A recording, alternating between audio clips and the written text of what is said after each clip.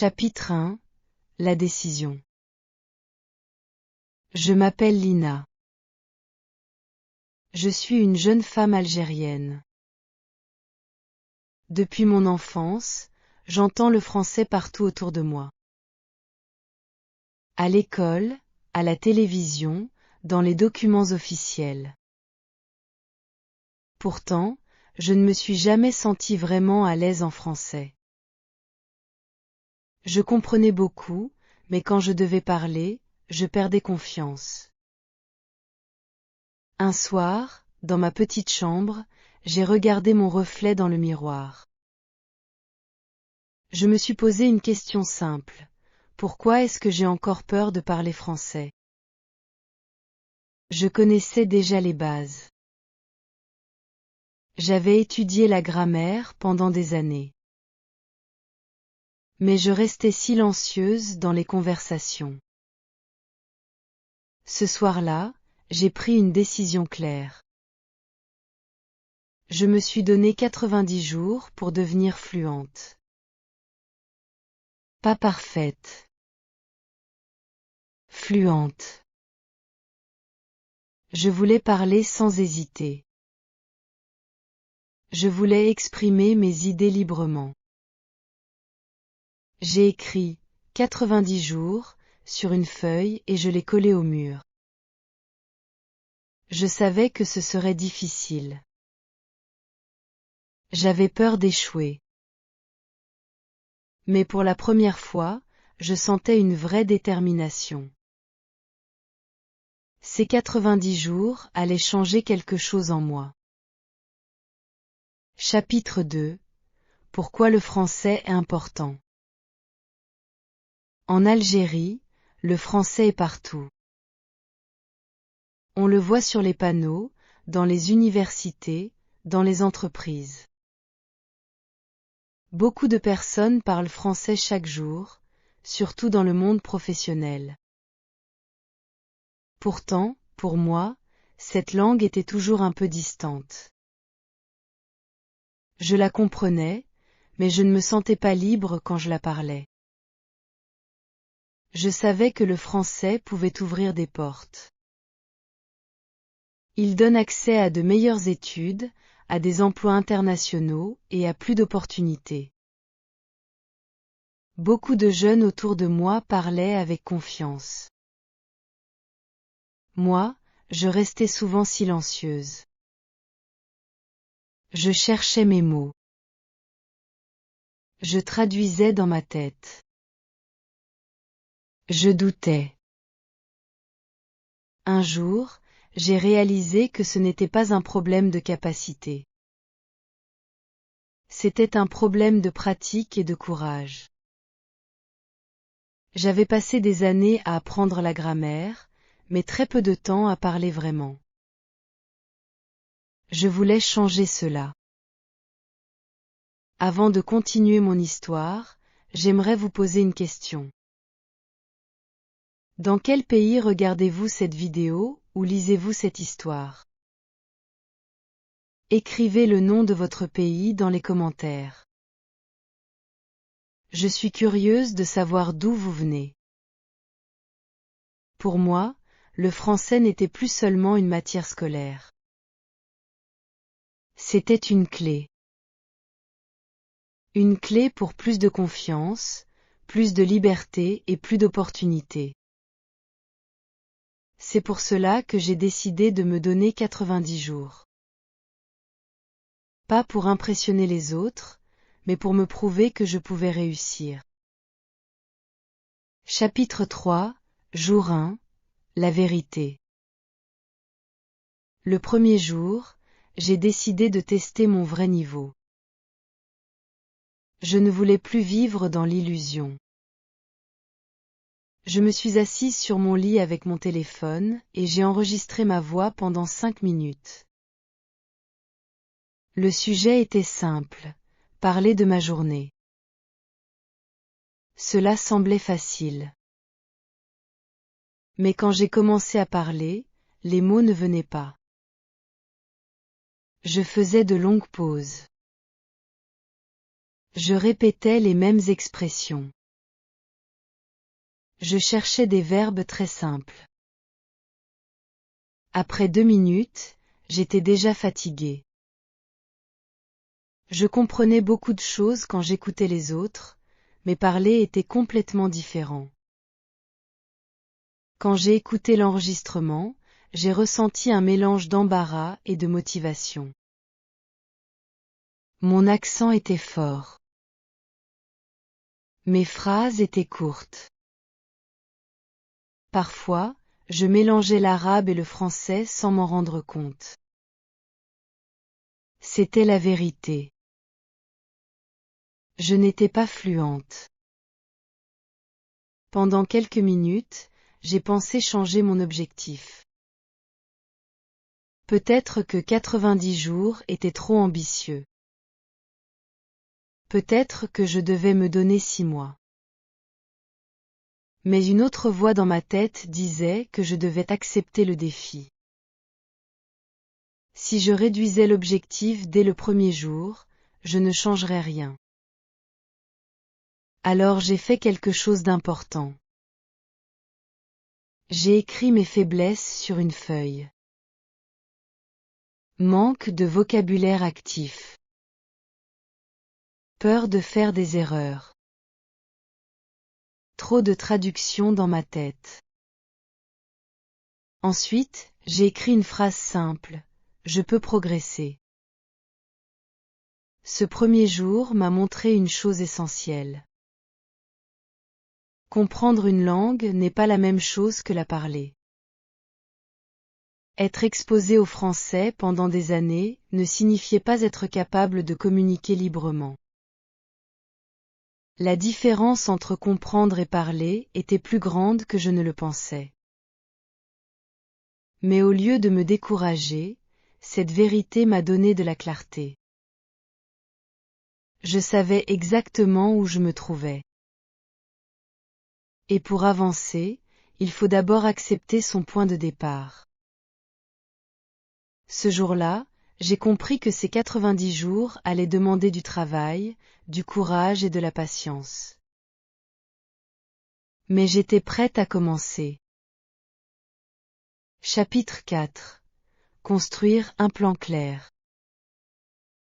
Après le premier jour, j'ai compris que je ne pouvais pas réussir sans un plan précis. Si je continuais à étudier de manière désorganisée, je n'allais pas devenir fluente en 90 jours. J'avais besoin d'un système simple, mais efficace. J'ai commencé par définir des règles.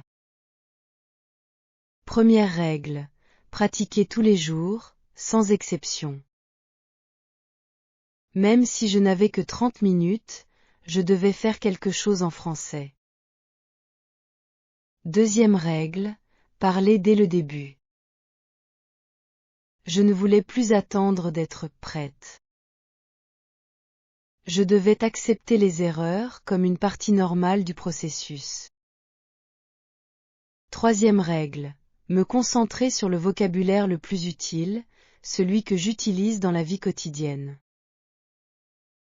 Ensuite, j'ai organisé mes journées. Chaque matin, je lisais un petit texte en français. Je soulignais les mots importants et je les utilisais dans des phrases personnelles. L'après-midi, j'écoutais un podcast simple ou une vidéo courte. Le soir, je parlais seule pendant quelques minutes ou je faisais un échange linguistique en ligne. Au début, ce rythme était difficile. 2 heures de français par jour demandaient de l'énergie. Parfois, je préférais regarder des vidéos en arabe ou en anglais pour me détendre. Mais je me rappelais mon objectif, 90 jours. Ce n'était pas un projet pour toujours. C'était un défi limité dans le temps. J'ai aussi décidé de changer mon environnement. J'ai mis mon téléphone en français. J'ai suivi des créateurs francophones sur les réseaux sociaux. J'ai essayé de penser en français pendant les tâches simples, comme cuisiner ou marcher. Petit à petit, le français est devenu plus présent dans ma vie quotidienne. Ce n'était plus seulement une matière à étudier. C'était une langue vivante autour de moi. Ce plan clair m'a donné une direction. Je ne me demandais plus quoi faire chaque jour. Je suivais mon système. Et même si les progrès étaient lents au début, je sentais que je construisais quelque chose de solide. Chapitre 5 – Les premiers progrès. Les 2 premières semaines ont été les plus difficiles. Mon cerveau était fatigué presque chaque soir. Parfois, j'avais l'impression de ne rien comprendre de nouveau. J'apprenais des mots le matin et je les oubliais le soir. Cela me frustrava beaucoup. Mais malgré cette fatigue, je continuais. Je suivais mon plan. Chaque jour, je lisais, j'écoutais et je parlais un peu. Je n'attendais plus la motivation. Je travaillais même quand je n'avais pas envie. C'était nouveau pour moi. Vers la fin de la 2e semaine, quelque chose a changé. Un soir, j'ai fait un échange linguistique en ligne avec une jeune femme française. Au début, j'étais nerveuse. Comme toujours, j'avais peur de faire des erreurs. Mais après quelques minutes, la conversation est devenue plus naturelle. Je ne traduisais plus chaque phrase dans ma tête. Les réponses venaient plus vite. Je pouvais poser des questions sans préparer chaque mot. Ce n'était pas parfait. J'ai encore fait des fautes de conjugaison. J'ai cherché certains mots. Mais je n'ai pas arrêté de parler. Après la conversation, je me suis sentie fière. C'était la première fois que je parlais presque 10 minutes sans panique. Ce n'était pas seulement une question de langue. C'était une question de confiance. Dans les jours suivants, j'ai remarqué que je comprenais plus facilement les vidéos. Je pouvais suivre un podcast simple sans lire les sous-titres. Je reconnaissais des expressions que j'avais étudiées. Mon cerveau commençait à connecter les informations. Ces petits progrès m'ont donné de l'énergie. J'ai compris que le travail quotidien produisait des résultats, même si je ne les voyais pas immédiatement. La progression n'était pas spectaculaire, mais elle était réelle. Un jour, en parlant avec ma sœur, j'ai utilisé une phrase complète en français sans réfléchir. Elle m'a regardé avec surprise et elle a souri. Ce moment m'a montré que le changement était visible aussi pour les autres. Les premiers progrès ne sont pas toujours grands. Ils sont discrets.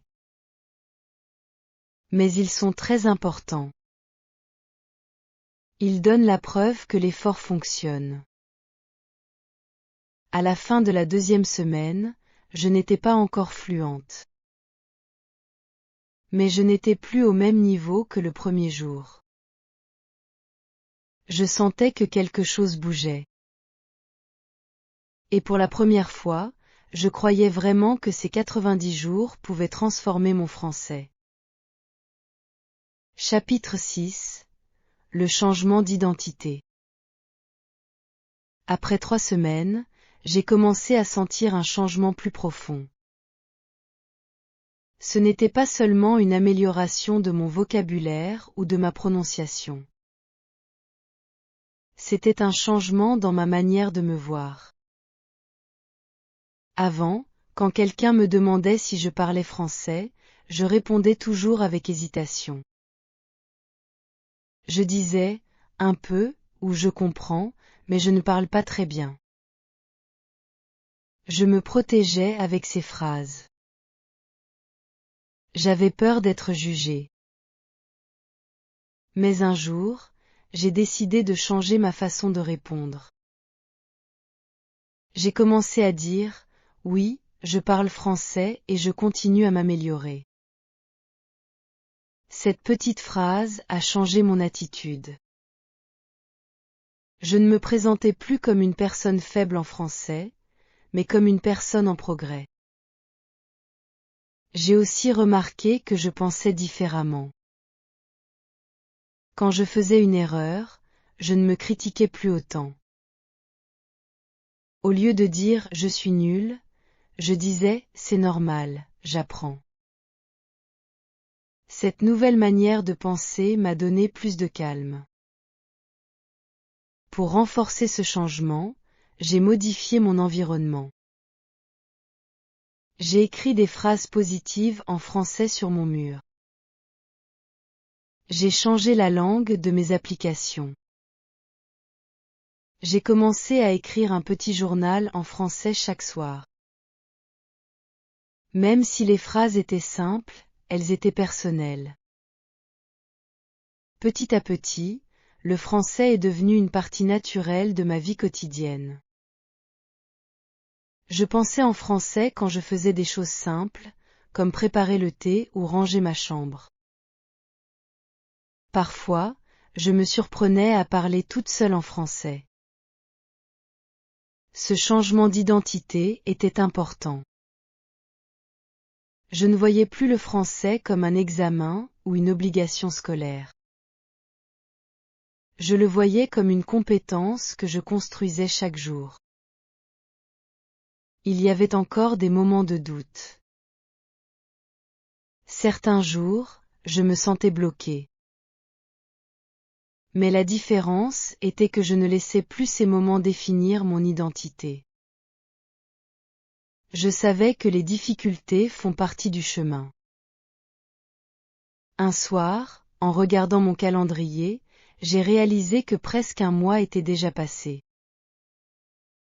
Je n'étais pas encore fluente, mais je n'étais plus la même personne qu'au début. Je me sentais plus courageuse, plus disciplinée et plus confiante. Le changement le plus important n'était pas seulement linguistique. C'était intérieur. Je devenais la version de moi-même qui ose parler, même avec des erreurs. Et ce changement me donnait la force de continuer vers le jour 90. Chapitre 7. Le moment de doute. Vers le jour 35, j'ai commencé à sentir une grande fatigue. Au début, les progrès étaient visibles. Je remarquais des changements chaque semaine.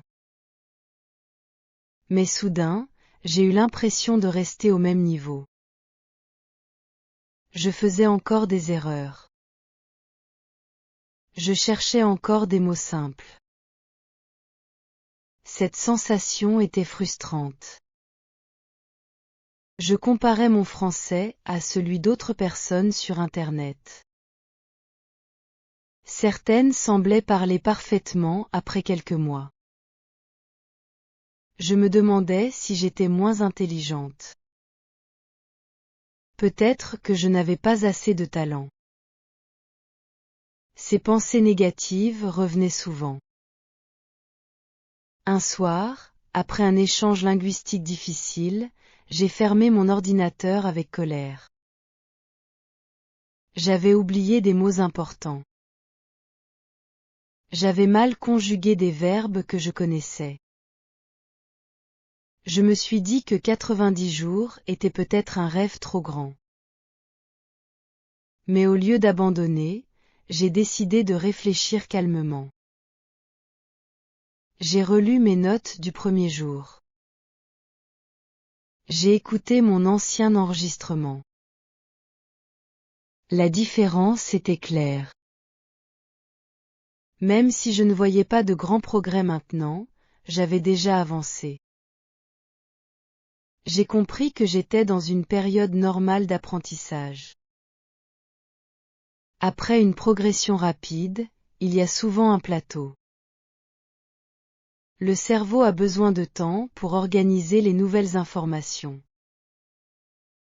Ce n'est pas un échec. C'est une étape. Alors j'ai changé légèrement ma méthode. Au lieu d'apprendre beaucoup de nouveaux mots, j'ai décidé de réviser ce que je connaissais déjà. J'ai répété des phrases. J'ai parlé plus lentement, mais avec plus de précision. J'ai aussi accepté que je ne serais jamais parfaite. Petit à petit, la pression a diminué. Je ne cherchais plus à impressionner. Je cherchais simplement à communiquer. Cette attitude m'a donné plus de liberté. Un jour, pendant une conversation simple, je me suis rendu compte que je parlais plus naturellement. Je n'essayais pas d'utiliser des mots compliqués. J'utilisais des phrases claires. Et cela fonctionnait. Ce moment de doute m'a appris quelque chose d'important. La motivation n'est pas toujours forte. La confiance n'est pas toujours stable. Mais la discipline peut continuer, même quand l'énergie baisse. En dépassant cette période difficile, je me suis sentie plus forte. Si je pouvais continuer malgré le doute, je pouvais continuer jusqu'au jour 90. Chapitre 8, Immersion totale. Après ce moment de doute, j'ai compris que je devais changer quelque chose. Je ne pouvais pas continuer à vivre moitié en français et moitié dans ma langue maternelle. Si je voulais devenir fluente en 90 jours, je devais créer plus d'immersion. Alors j'ai pris une décision radicale. Pendant les 30 jours suivants, je consommerai presque uniquement du contenu en français. Plus de séries en anglais.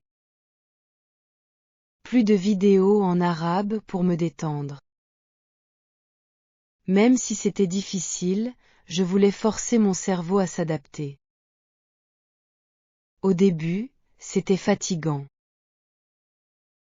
Regarder une vidéo en français demandait beaucoup de concentration. Je devais faire des pauses. Parfois, je comprenais seulement 70% du contenu. Mais je continuais. Chaque jour, mon oreille s'habituait un peu plus au son. Je commençais ma journée avec un podcast simple. Même si je ne comprenais pas tout, j'écoutais attentivement. L'après-midi, je regardais des vidéos sur des sujets qui m'intéressaient vraiment, comme la mode, la psychologie ou la vie quotidienne. Le soir, je lisais quelques pages d'un livre facile. Petit à petit, quelque chose a changé. Je comprenais plus rapidement. Je n'avais plus besoin de traduire chaque phrase. Les expressions devenaient familières. Certaines phrases restaient dans ma tête toute la journée. Un moment m'a particulièrement surprise. Un matin, en me préparant, je pensais à ma liste de tâches en français. Ce n'était pas un exercice volontaire. Les phrases venaient naturellement. Ce détail m'a montré que l'immersion fonctionnait. Il y avait encore des difficultés. Parfois, je me sentais isolée, comme si je faisais un effort constant.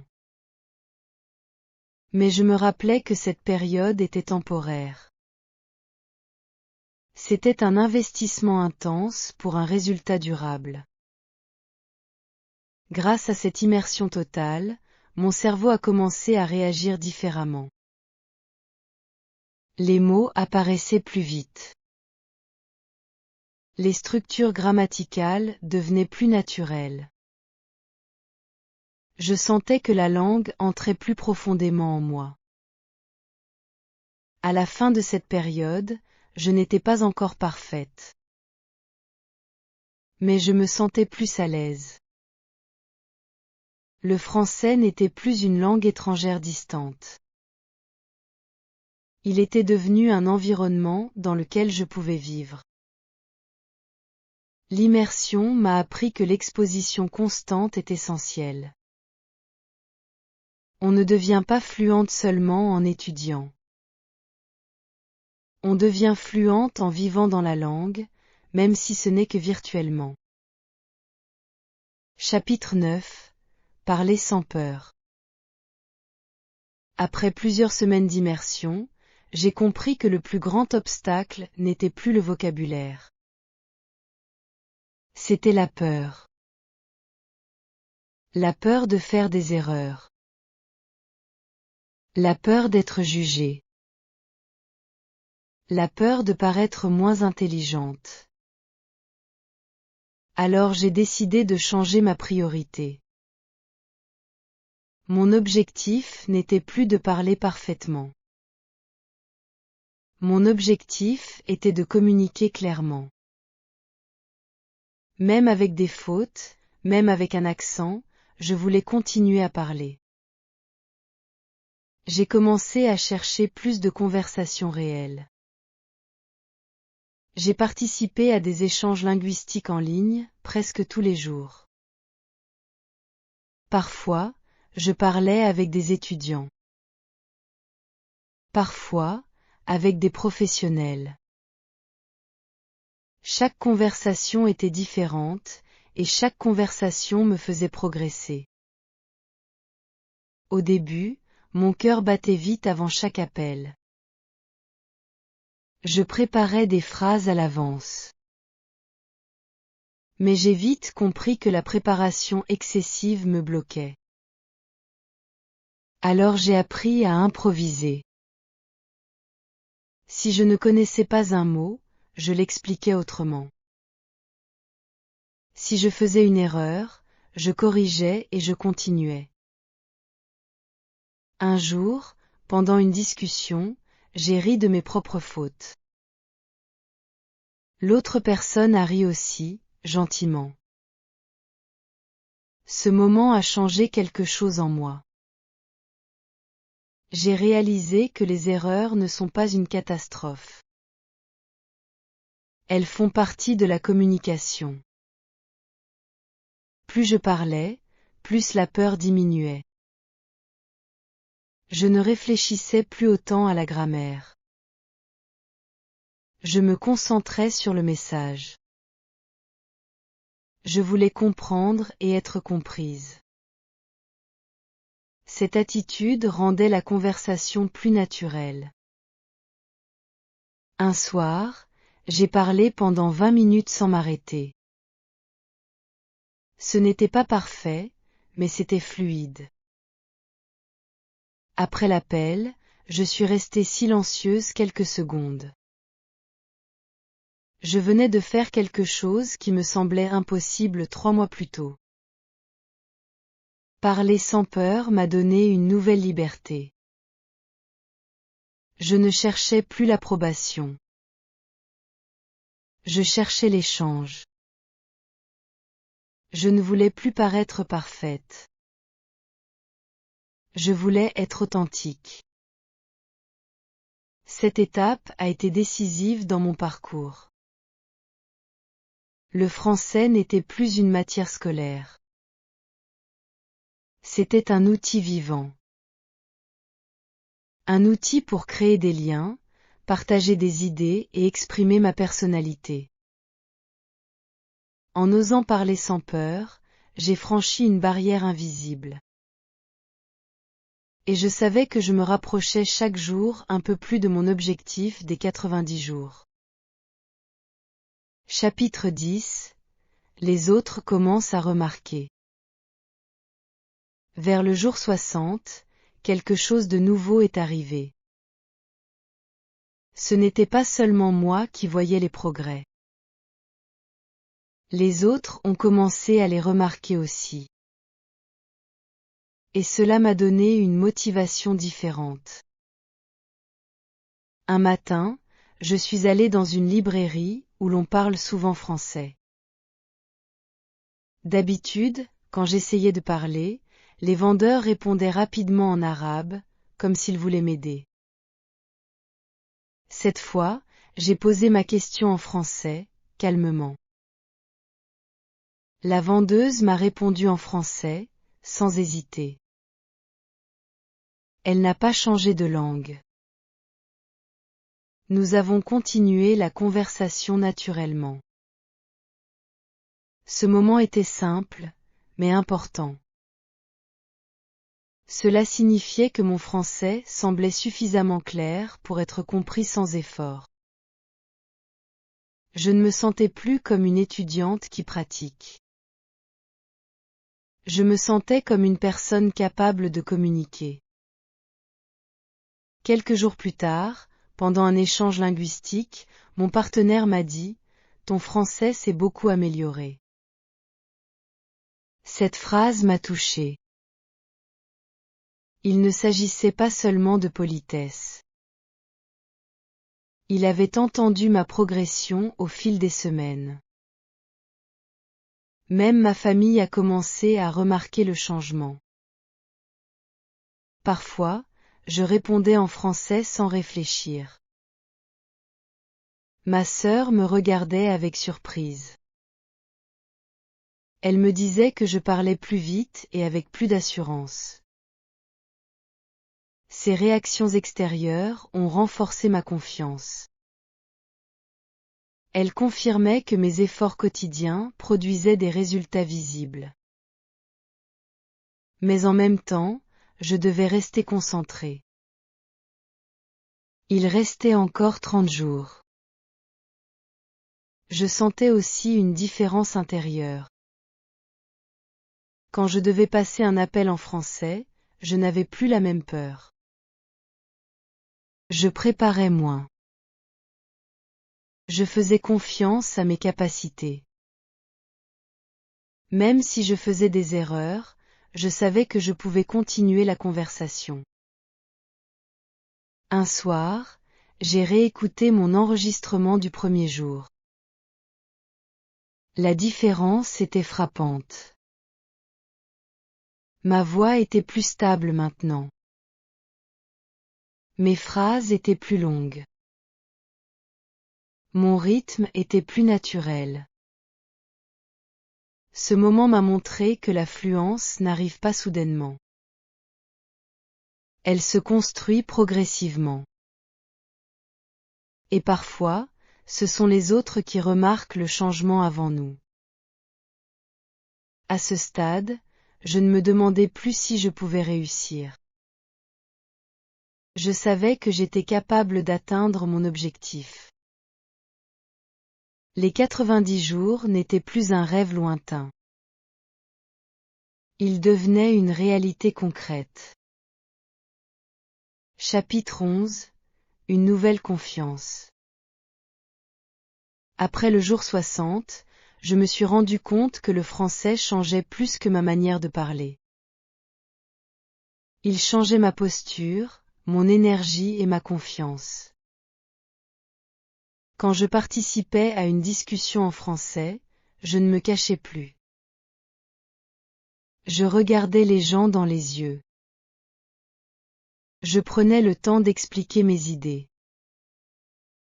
Un jour, j'ai assisté à une petite conférence organisée dans ma ville.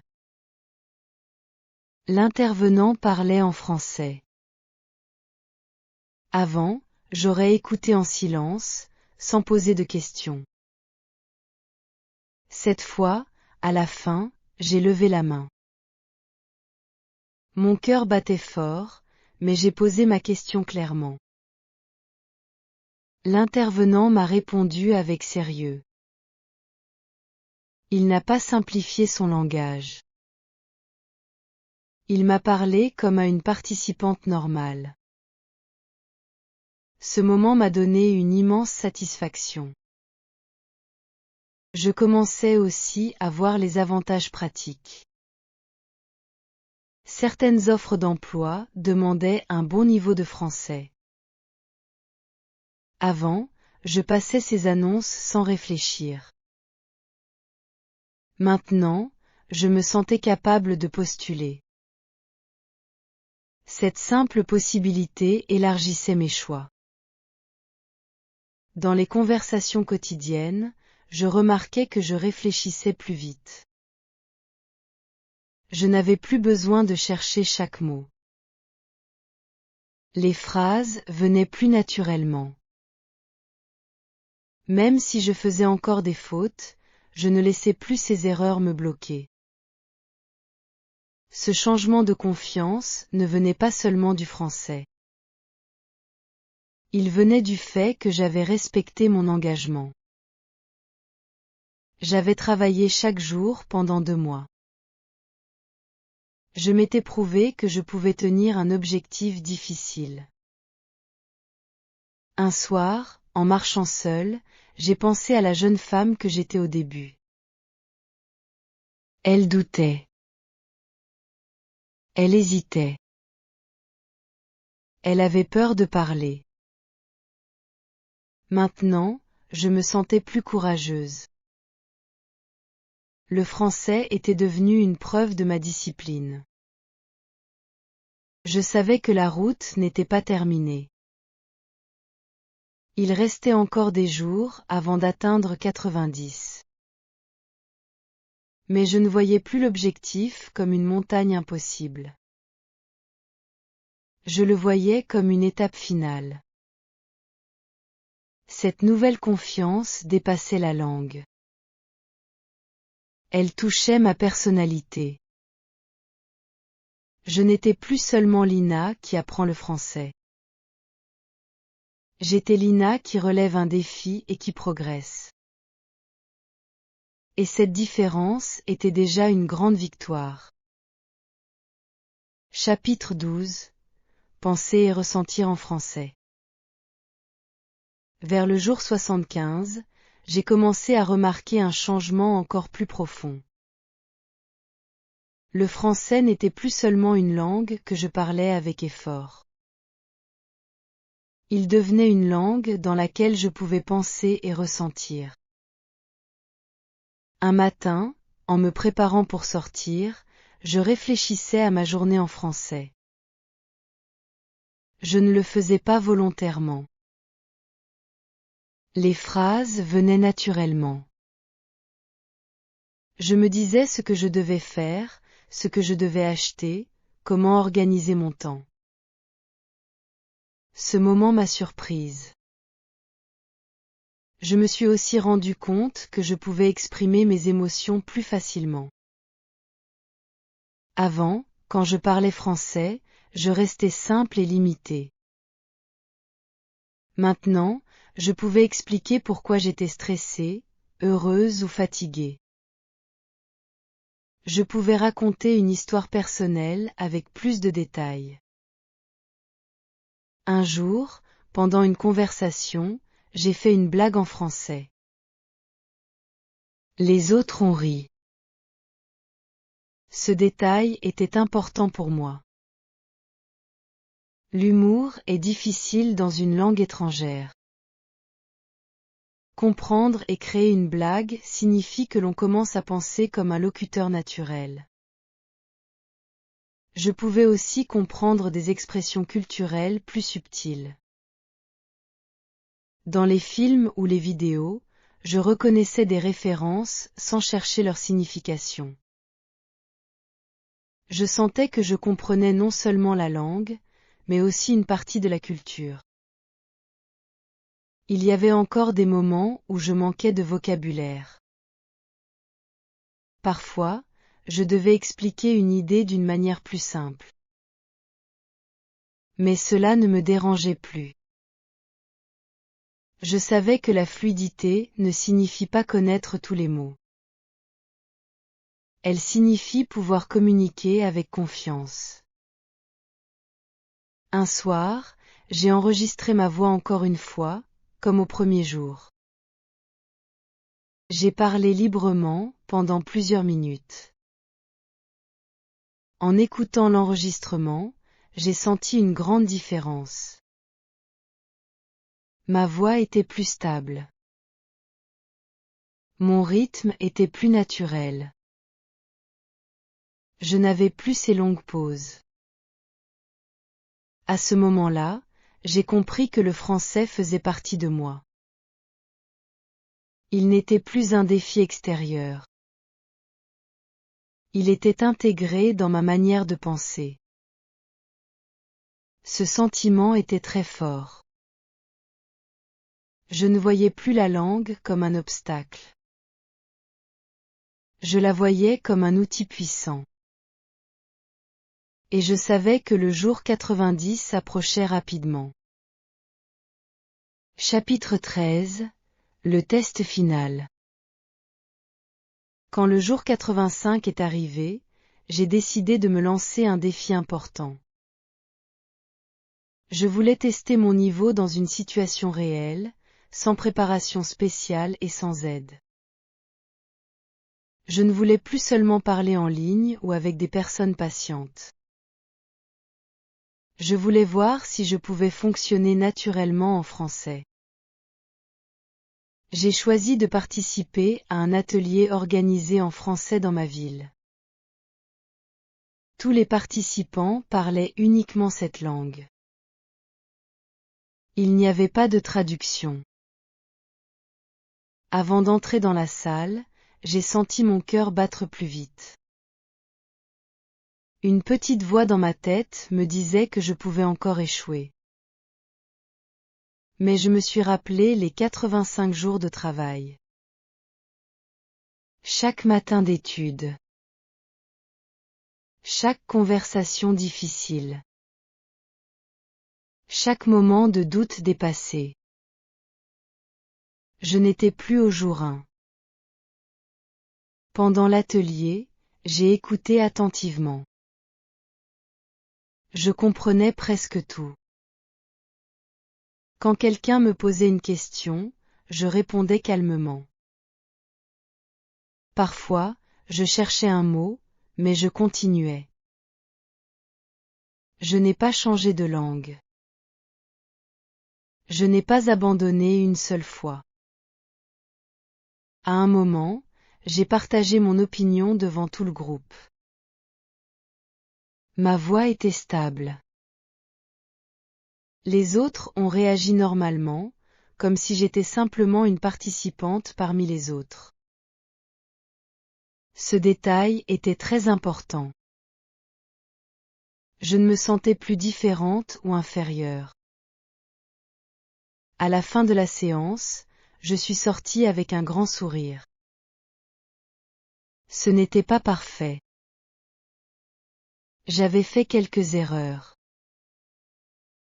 Mais j'avais réussi à participer activement pendant plusieurs heures.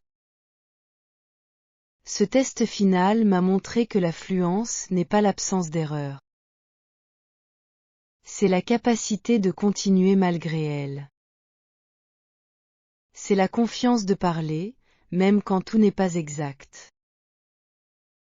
Sur le chemin du retour, je pensais à la jeune femme qui, 85 jours plus tôt, hésitait à parler pendant 5 minutes. La différence était immense. Je savais maintenant que les 90 jours n'étaient plus un simple objectif écrit sur un mur. Ils étaient devenus une réalité vécue. Et il ne restait que quelques jours avant d'atteindre la fin de ce défi. Chapitre 14, jour 90. Le jour 90 est arrivé plus vite que je ne l'imaginais. Le matin, je me suis réveillée avec un mélange d'excitation et d'émotion. 3 mois plus tôt, cette date semblait très loin. Maintenant, elle était devant moi. Pour marquer ce moment, j'ai décidé de refaire le même exercice que le premier jour. Je me suis assise dans ma chambre avec mon téléphone. J'ai choisi le même sujet, parler de ma journée et de mes pensées. Mais cette fois, je n'étais pas nerveuse. J'ai commencé à parler sans préparer mes phrases. Les mots venaient naturellement. Je pouvais raconter mon expérience, expliquer mes difficultés et décrire mes progrès. Je n'avais plus ces longues pauses. Je ne cherchais plus chaque verbe. Ma voix était plus calme et plus assurée. Après plusieurs minutes, j'ai arrêté l'enregistrement. Puis j'ai écouté la version du premier jour et celle du jour 90. La différence était incroyable. Au début, ma voix était hésitante et mes phrases très courtes. Maintenant, mon discours était plus fluide et plus organisé. Je n'étais pas parfaite. Je faisais encore des petites erreurs. Mais je pouvais communiquer librement. Je pouvais exprimer mes idées sans peur. C'était cela, pour moi, la fluence. Ce moment m'a donné une grande émotion. Je me suis rappelé les jours de fatigue, les moments de doute et les conversations difficiles.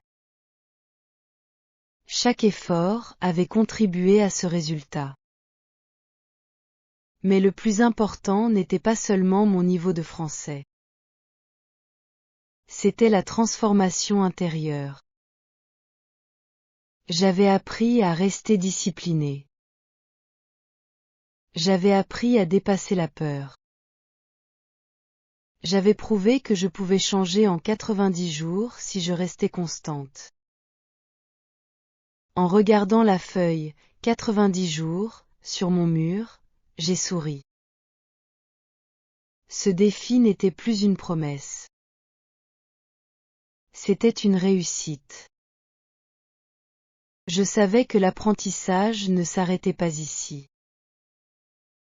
Le français continuerait à évoluer avec moi.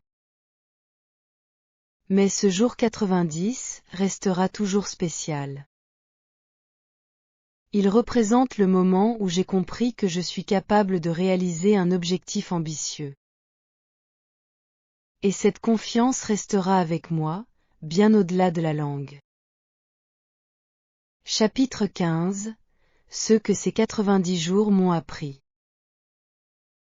Après ces 90 jours, j'ai compris que la plus grande réussite n'était pas seulement l'affluence. Bien sûr, je parle maintenant français avec plus de confiance. Je peux participer à des discussions, comprendre des vidéos et exprimer mes idées clairement. Mais le changement le plus important est intérieur. J'ai appris que la discipline est plus forte que le talent. Je ne suis pas devenue fluente parce que je suis spéciale. Je suis devenue fluente parce que j'ai travaillé chaque jour, même quand je n'avais pas envie. Les petits efforts répétés ont créé un grand résultat. J'ai aussi appris que la peur disparaît quand on agit.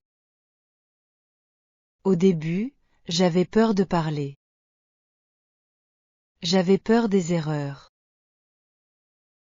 Mais en parlant encore et encore, cette peur est devenue plus petite. Aujourd'hui, je sais que les erreurs ne sont pas un échec. Elles font partie du progrès. Ces 90 jours m'ont montré que le changement est possible en peu de temps, si l'on est concentré et constant. Je ne suis plus la jeune femme qui hésite à parler. Je suis une femme bilingue, plus confiante et plus courageuse. Le français était l'objectif. Mais la vraie victoire, c'est la personne que je suis devenue pendant ce voyage. La conclusion. Ces 90 jours ont changé ma vie plus que je ne l'imaginais. Au début, je voulais simplement parler français avec confiance. Aujourd'hui, je me sens plus forte, plus disciplinée et plus ouverte au monde. Le français m'a donné une nouvelle liberté. Je peux communiquer, apprendre et créer des opportunités sans peur.